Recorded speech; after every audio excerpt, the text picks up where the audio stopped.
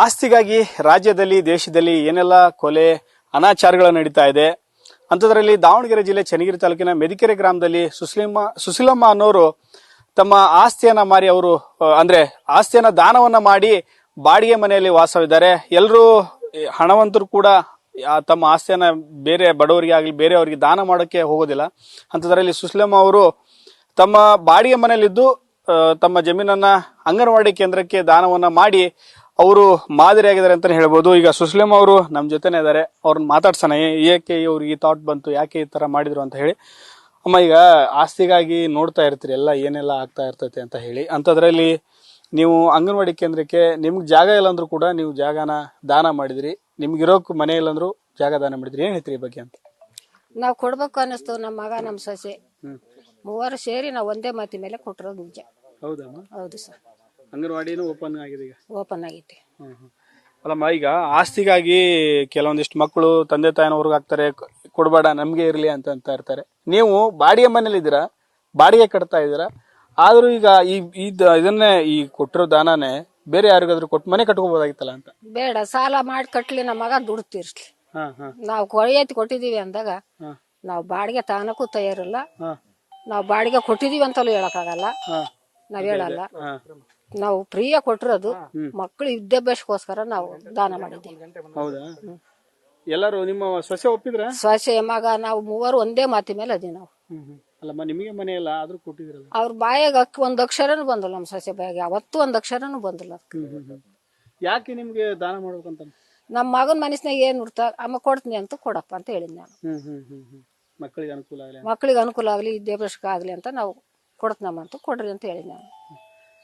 ನೀವೇನ್ ಹೇಳ್ತೀರಿ ಗ್ರಾಮಸ್ಥರಾಗಿ, ಯುವಕರಾಗಿ? ಈಗ ದಾನ ನೋಡಿದ್ರಿ, ಈಗಿನ ಯುವಕರು ಆಸ್ತಿ ನಮಗೆ ಇರ್ಲಿ ಅಂತ ಬಡದಾಡ್ತಾ ಇರ್ತಾರೆ. ನಿಮ್ಮ ಊರಿನ ಒಬ್ರು ಸುಶೀಲಮ್ಮ ಅವ್ರು ಈ ತರ ಕೊಟ್ಟಿದ್ದಾರೆ, ಏನ್ ಹೇಳ್ತೀರಿ ಒಬ್ರು ಯುವಕರಾಗಿ? ಸರ್, ಇವತ್ತು ಮೆದಿಕೆರೆಯಲ್ಲಿ ಬೇಕಾದಂತ ಸ್ಥಿತಿವಂತರು ಇದ್ದಾರೆ. ಯಾರು ಕೂಡ ಒಂದು ಗೆರೆ ಕೊಡೋಕ್ಕೂ ಮುಂದೆ ಬರ್ತಾ ಇಲ್ಲ. ಅಂತದ್ರಲ್ಲಿ ಏನೇ ಇಲ್ದಾರೆ ನಮ್ಮ ಸುಶೀಲಮ್ಮ, ನಾವು ಕೈಯಲ್ಲಿ ಆಡಿರೋದು ಅಂತವ್ರು ಇವತ್ತು ದಾನ ಮಾಡಿದ್ರೆ ಅನ್ನೋದು ಖುಷಿ ವಿಚಾರ, ನಮ್ಮ ಊರಿನ ಹೆಮ್ಮೆ ವಿಚಾರ. ನಮ್ಗೆ ಖುಷಿ ಆಗ್ತಿದೆ. ಇಡೀ ರಾಜ್ಯಕ್ಕೆ ಇದೊಂದು ಹೆಮ್ಮೆ ತರ ಅಂತ ವಿಚಾರ. ಒಂದ್ ಅಡಿ ಕೂಡ ಯಾರು ಕೊಡಕ್ ಮುಂದೆ ಬರಲ್ಲ. ಅಂತರಲ್ಲಿ ಇವ್ರು ಏನಿಲ್ದಂಗೆ ಈ ಪ್ರೆಸೆಂಟ್ ಬಾಡಿಗೆ ಮನೇಲಿ ಇರೋದವ್ರು ಇದನ್ನ ಬೇಸ್ ಮಟ್ಟ ಮಾತ್ರ ಹಾಕಿರ ಅವ್ರದೇ ಜಾಗದಲ್ಲಿ.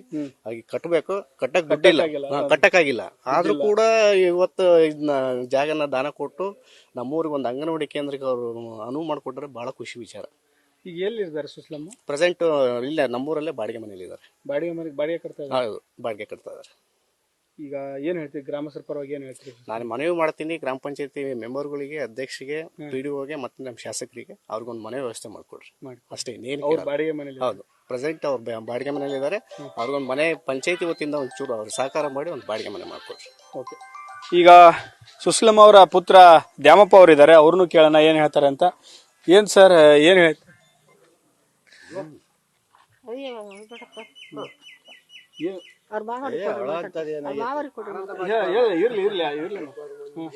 ಏನಂತ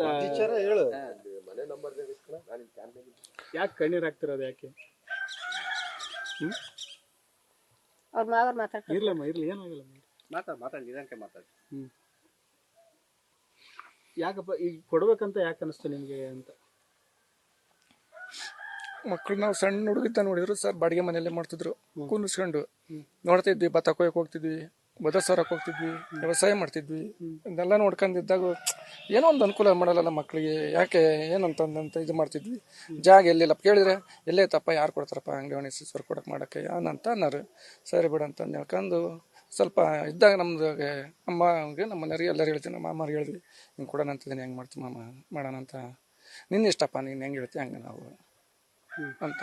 ಸರಿ ಮ್ಯಾಮ್ ಮಾಡ್ರಿ ಮ್ಯಾಮ್ ಮಕ್ಕಳಿಗೆ ಅಂತ ನಮ್ಮ ಮಾಮವ್ರಿಗೆ ಅವ್ರಿಗೆಲ್ಲ ಹೇಳೋದಕ್ಕೆ ಸರಿ ಅಂತಂದೇಳಿ ಮಾಡಿದ್ವಿ. ಮಕ್ಕಳನ್ನ ಕನ್ನಡ ಶಾಲೆಗೆ ಕಳಿಸ್ರಿ, ಕನ್ನಡ ಉಳಿಸ್ರಿ, ಕನ್ನಡ ಇದಕ್ಕೆ ಕಳಿಸ್ರಿ, ಸುಮ್ಮನೆ ಎಲ್ಲಿ ಬೇಕಲ್ಲಿ ಯಾಕೆ ಸೇರ್ಸೋಕೆ ಹೋಗ್ತೀರಿ ಸರ್. ಹೈಸ್ಕೂಲ್ ಒಂದು ನಮ್ದು ಬಾಗಿಲಾಕ್ಬಿಟ್ರಿ ಸರ್ ಈ ಸತಿ. ಅದೇನಾದ್ರು ಚಲ್ತಿದ್ರೆ ನಾವು ಇನ್ನೂ first year PC, second year PC ಕಾಲೇಜಿಗೆ ಕೊಡ್ಬೇಕಂತಿದ್ದೀವಿ. ಬಂದಾಗ್ಬಿಡ್ತು ಸರ್ ಅದು. ಮಕ್ಕಳೇ ಬರಲಿಲ್ಲ ಸರ್, ಕಳಿಸ್ತಿಲ್ಲ.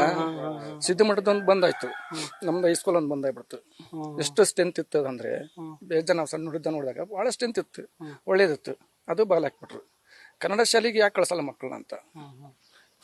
ಈಗ ಆಗ್ಬಾರ್ದು. ಏನೇ ಒಂದು ಹುಟ್ಟಿದ್ರು ಫಸ್ಟ್ ಅಂಗನವಾಡಿಯಿಂದಾನೇ ಹುಟ್ಟಬೇಕು. ಮೇನ್ ಇಲ್ಲಿಂದ ಬುನಾದಿ. ಇಲ್ಲಿಂದ ಹುಟ್ಟಿದ್ರೆ ಮಕ್ಕಳನ್ನ ಎಲ್ಲಾದ್ರೂ ನೀವು ಇದು ಮಾಡಕ್ಕೆ. ಗಾರ್ಮೆಂಟ್ಗೆ ನೀನು ಅವ್ರ 1 ಲಕ್ಷ ಕಟ್ಟಾಕಿದ್ರೆ ಅಲ್ಲಿ ಸೇರ್ಸು, ಇಲ್ಲಿ ಸೇರ್ಸು, ಅದೆಲ್ಲ ಯಾಕೆ ಮಾಡ್ತೀರಾ ಅಂತ.